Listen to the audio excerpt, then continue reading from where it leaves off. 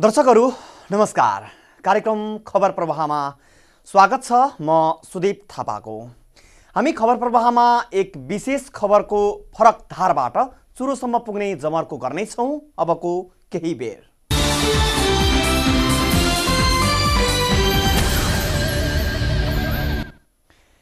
केही वर्ष अघिबाटै छिमेकी मुलुक भारतमा तीव्र फैलिएको र नेपालमा जाडो मौसमको अन्तिमतिर आएर अर्थात् एक महिनाको सेरोफेरोमा H1N1 influenza virus swine flu नेपालमा भित्रिएर व्यापक त्रास उत्पन्न मात्रै गराएको छैन कि सरकारी तथ्याङ्क अनुसार नेपालभर 323 जनामा यो रोग संक्रमित भइसकेका छन् भने 4 जनाको यस रोगबाट ज्यान गुमाउनु परेको अवस्था छ। एकपछि अर्को गर्दै संक्रमित बढ्नु र छोटो समयमा नै केहीको ज्यान नै गएपछि झन्झन दिन प्रतिदिन त्रास उत्पन्न भइरहेको अवस्था छ। राजधानी सहित अन्य स्थानमा झैं मुलुकको मध्यभाग चितवनमा पनि एक महिनाको सेरोफेरोमा 4 दर्जन बढी मानिस यस रोगबाट संक्रमित भइसकेका छन्। मौसम परिवर्तनसँगै रोगको भाइरस निष्क्रिय हुनुपर्नेमा झन्झन संक्रमित थपिँदै जानुले कतै सजिलैसँग संक्रमितले नै संक्रमित बढाएका छन् कि भन्ने शङ्का उत्पन्न भएको छ। प्राणघातक रोगका संक्रमित बढ्दै जानुले व्यापक त्रास उत्पन्न गराएकाले यस अवस्थाको सेरोफेरोमा केन्द्रित छ आजको खबर प्रवाह।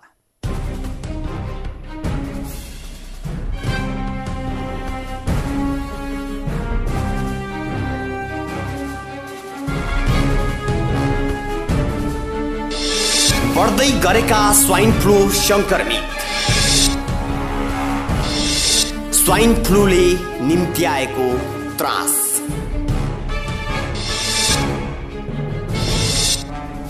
रोगलाई हेर्ने फरक फरक दृष्टिकोण। संक्रमित बढे पनि सबै मध्यम प्रकृतिका मात्रै। आवश्यक औषधि आवश्यक स्थानमा।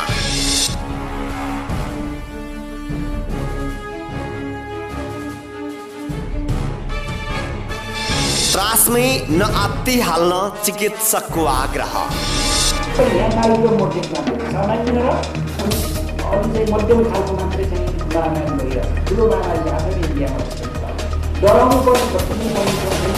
नेपाल सरकार, स्वास्थ्य मन्त्रालय, भरतपुर अस्पताल अनि भरतपुरका सम्पूर्ण स्वास्थ्य संस्थाहरू स्वाइन फ्लूको रोकथाम गर्न औषधि प्रयोग गर्न सक्षम छन्।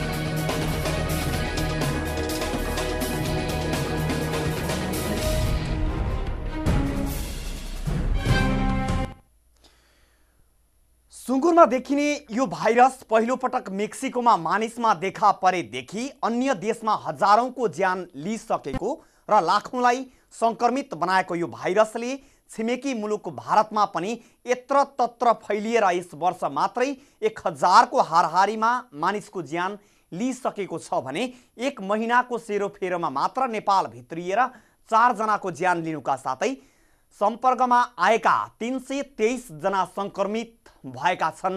मुख्यतः यस रोगबाट मुख्य उच्च ज्वरो आउनु, नाकबाट पानी निरन्तर बगिरहनु, श्वास प्रश्वासमा समस्या आउनु प्रमुख लक्षण भए पनि साधारण ज्वरो र रुगा लाग्दा पनि हतासिएर अस्पताल पुग्नेको भिड बढिरहेको छ। चिकित्सकहरूले सामान्य रूपमा लिए पनि र बेलैमै औषधि गरेर ठिक हुने भए पनि प्राणघातक रोग यस स्वाइन फ्लू डरलाग्दो भने अवश्य छ, जुन भइरहेको, फैलिरहेको र संक्रमितको तथ्याङ्कले पनि देखाएको छ। रोकथामकै बीचबाट पनि दिन प्रतिदिन संक्रमणको वृद्धि र त्रासको सन्दर्भ।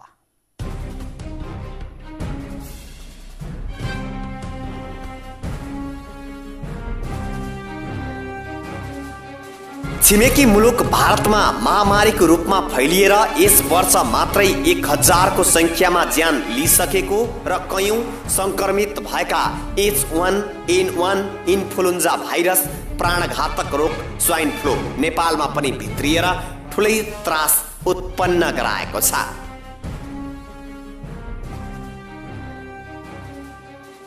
सुरुवातमा मेक्सिकोमा देखा परेको यस भाइरसबाट संसारका लाखौं मानिस संक्रमित छन् भने हजारौंले ज्यान गुमाइसकेको अवस्था छ।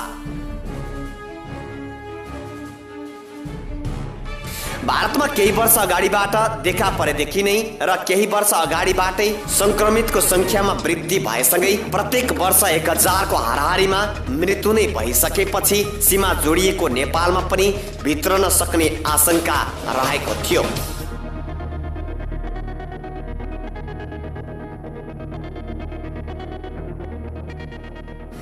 जुन भाइरस संक्रमितकै माध्यमबाट यो समयमा नेपाल भित्रिएर सबैमा त्रास उत्पन्न गराएको छ भने संक्रमितहरू एकपछि अर्को गर्दै बढिरहेका छन्।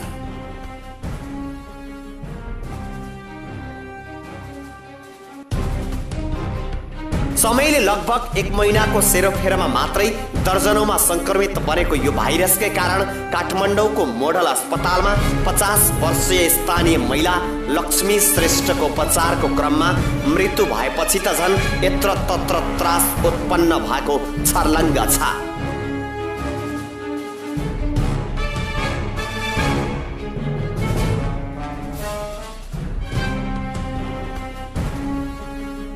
सुरुवातमा सुँगुरबाट आएको भाइरस वा सुँगुरलाई लाग्ने रोग भए पनि मान्छेबाट मान्छेमा सर्ने भएपछि नेपालमा पनि एकपछि अर्को गर्दै संक्रमित बढ्न थालेको तथ्याङ्क बाहिर आउँदै गरेको छ।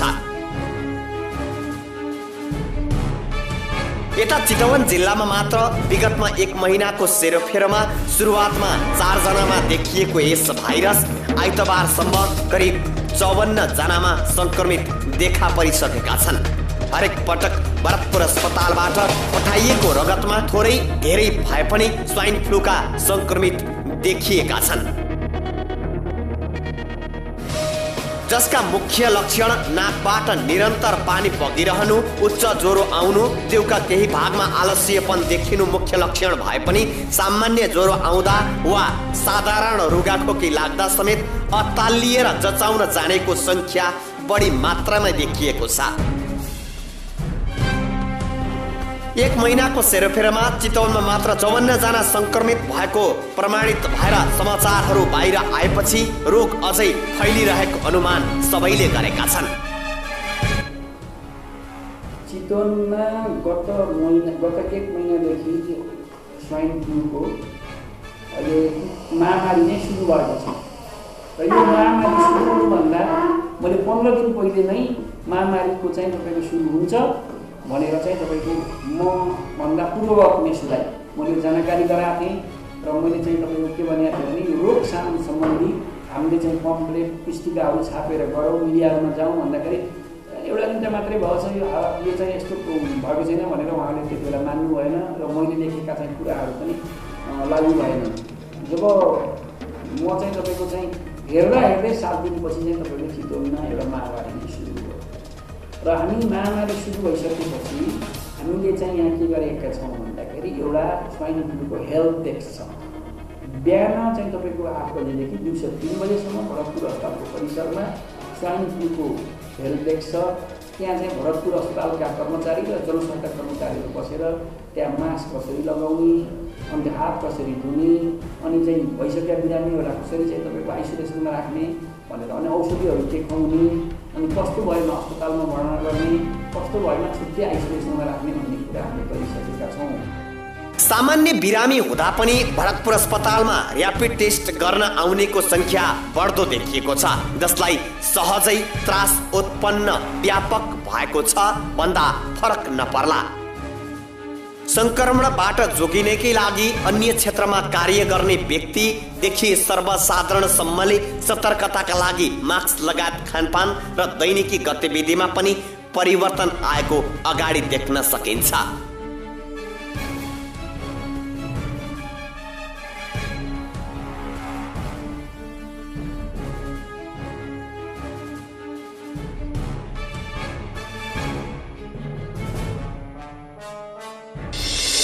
सतर्कता आवश्यक छ, तर अत्तालिनु पर्ने अवस्था छैन।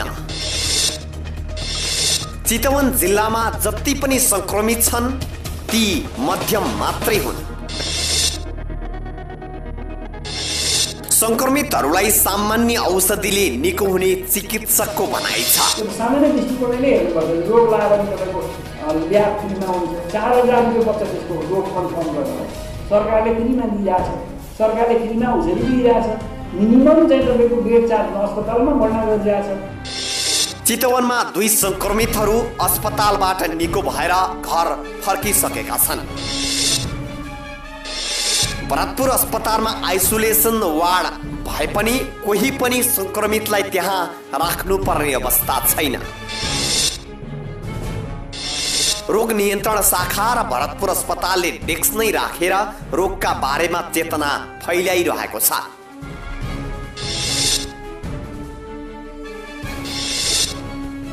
संक्रमित भएकाहरूलाई र अन्यलाई पनि नअत्तालिन विज्ञहरूले आग्रह बारम्बार गरिराखेका छन्।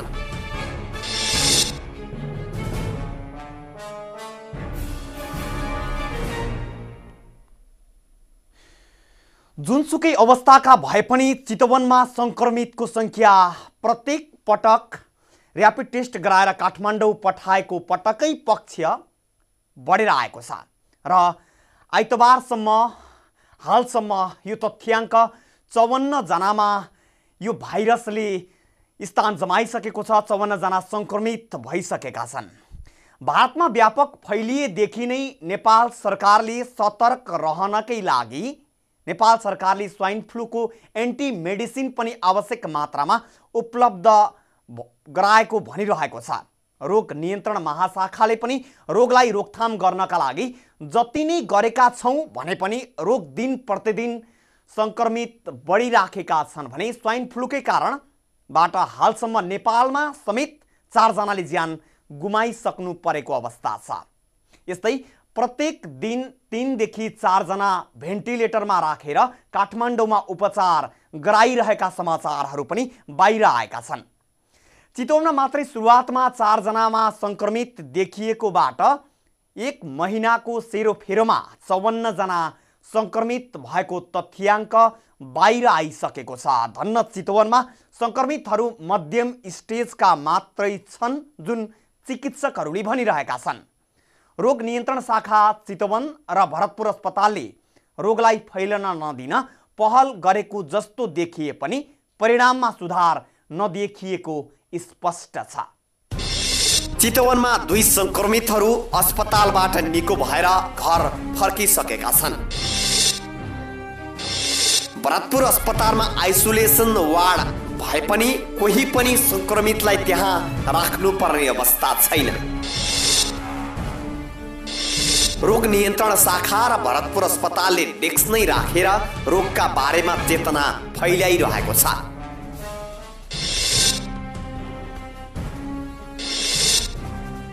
संक्रमित भएकाहरूलाई र अन्यलाई पनि नअत्तालिन विज्ञहरूले आग्रह बारम्बार गरिराखेका छन्।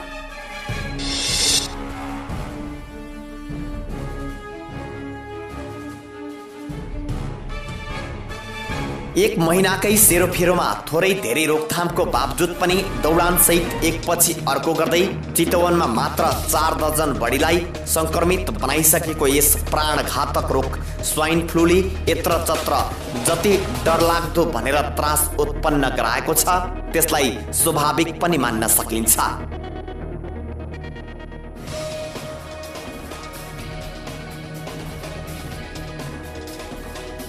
नेपाल बाहेक अन्य मुलुकसहित छिमेकी राष्ट्र भारतमा 2011 यता स्वाइन फ्लूबाटै प्रत्येक वर्ष थोरै धेरै मानिसले ज्यान गुमाउनु परेको छ जुन कुराले त्रास उत्पन्न गराउनु स्वाभाविक हो भन्न सकिन्छ।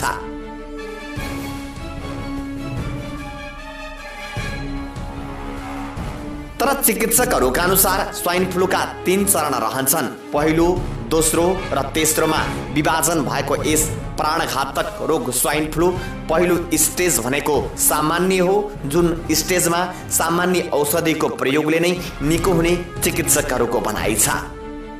बिरामीले हेल्थ चेकराई गरी भाइरस दोस्रो चरणमा प्रवेश गरेपछि स्वाइन फ्लू पोजिटिभ देख्न सकिन्छ जसलाई मध्यम अवस्था पनि भन्ने गरिन्छ।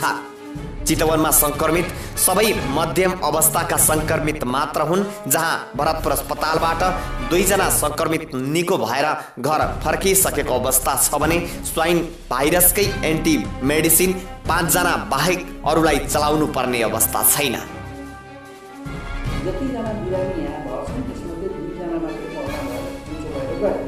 अरू सबै बिरामीहरू पोजिटिभ भए पनि उनीहरू चाहिँ आइसोलेसन स्वाइन फ्लू भए पनि उनीहरूलाई भर्ना गर्ने खालका थिएनन्। सुरुवातमा चितवन मध्य भागमा भएकाले संक्रमण यहाँसम्म व्यापक हुन सक्ने अनुमान चिकित्सकदेखि विज्ञसम्मले गरेका थिए, जसलाई सुरुवातबाटै भरतपुर अस्पतालले डेस्क नै राखेर यस भाइरसको अवस्था लक्षणसहित बस्ने उपायसम्मको सचेतना बढाउन पम्पलेट नै छापेर हेल्प डेस्क स्थापना गरिरहेको छ भने भरतपुर अस्पतालले नै सुरुवातबाटै अस्पतालभित्र आवश्यक आइसोलेसन वार्ड छुट्याएको छ।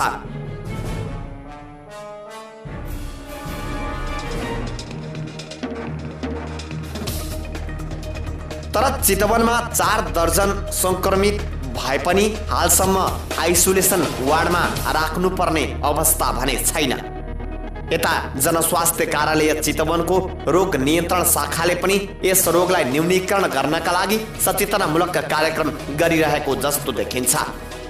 जनस्वास्थ्य कार्यालय अन्तर्गत रोग नियन्त्रण शाखाले आवश्यक औषधि भरतपुर अस्पताल र निजी अस्पताललाई समेत वितरण गरिसकेको छ र अझै पनि 50 जना भन्दा बढीलाई पुग्ने औषधि जनस्वास्थ्य कार्यालयसँग सुरक्षित छ।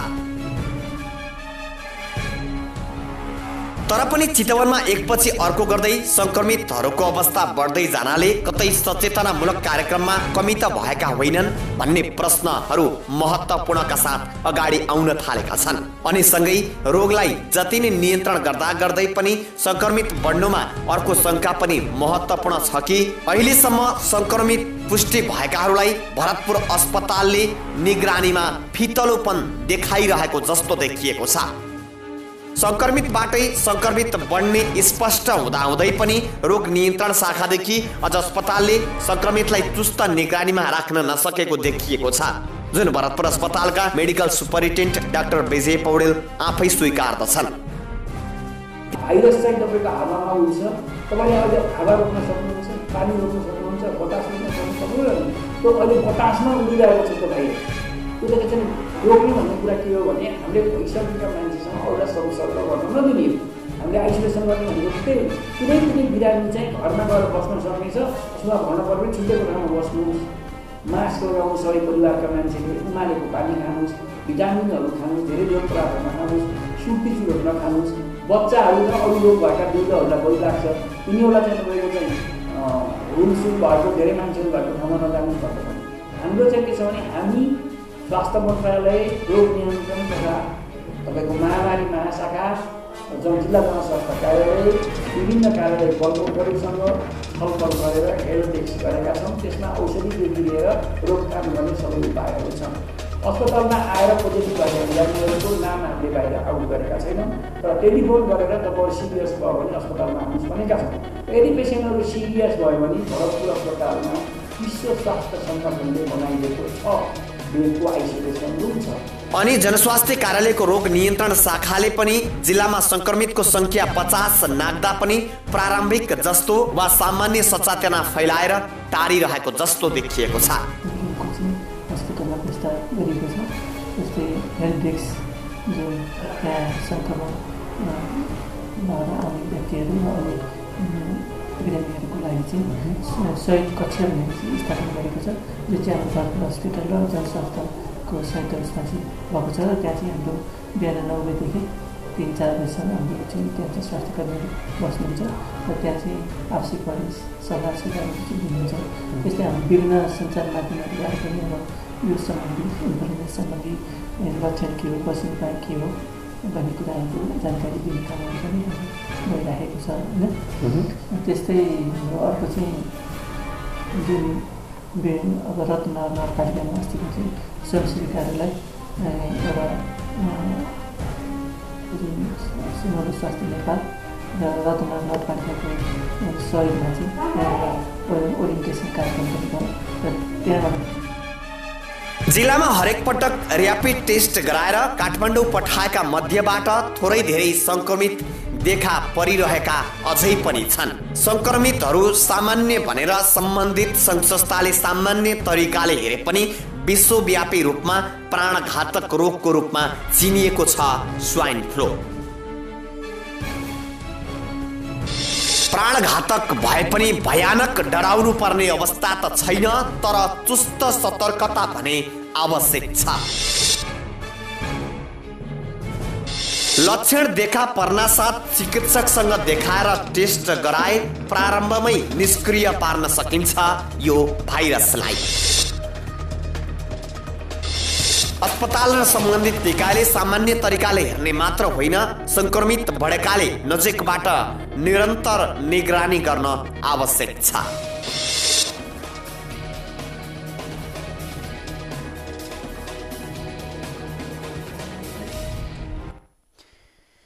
विश्वमा प्राणघातक रोगको रूपमा चिनिएको र हजारौंको संख्यामा ज्यान समेत लिइसकेको यो भाइरस नेपाल भित्रिसकेपछि अहिलेको समय जुन गर्मी सुरु भइसक्दा निष्क्रिय हुनुपर्ने चिकित्सकहरूको भनाइ छ, तर त्यो भाइरस निष्क्रिय हुनुको अलावा अझै संक्रमितको संख्या दिन प्रतिदिन बढिरहेको तथ्याङ्कहरू बाहिर आइरहेका छन्।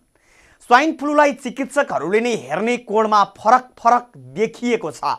केहीले सामान्य भनेर भनिरहेका छन् भने केहीले डरलाग्दो भनिरहेका छन्, जसले गर्दा आम मानिसमा त्रास उत्पन्न भइरहेको स्पष्ट देख्न सकिन्छ। रोगको औषधि निको हुने भए पनि त्यो बितिसकेको समयपछि बेकार बन्नेछ। त्यसैले हामी यति भन्छौँ, संक्रमितको संख्या बढिरहेकाले सतर्क रहन सबैमा अनुरोध छ। सँगै लक्षण देखा परेमा तुरुन्त चिकित्सक कहाँ गएर देखाई रोगबाट बचौँ र सचेतना फैलाउँ। अनि अस्पताल र रोग नियन्त्रण शाखाले पनि संक्रमितलाई नजिकबाट निगरानीमा राखेर प्रभावकारी सचेतना कार्यक्रमको तुरुन्त थप थालनी गर्नुपर्छ। हवस् त, खबर प्रवाह आजलाई यति नै। सुदीप थापा बिदा चाहे। नमस्कार।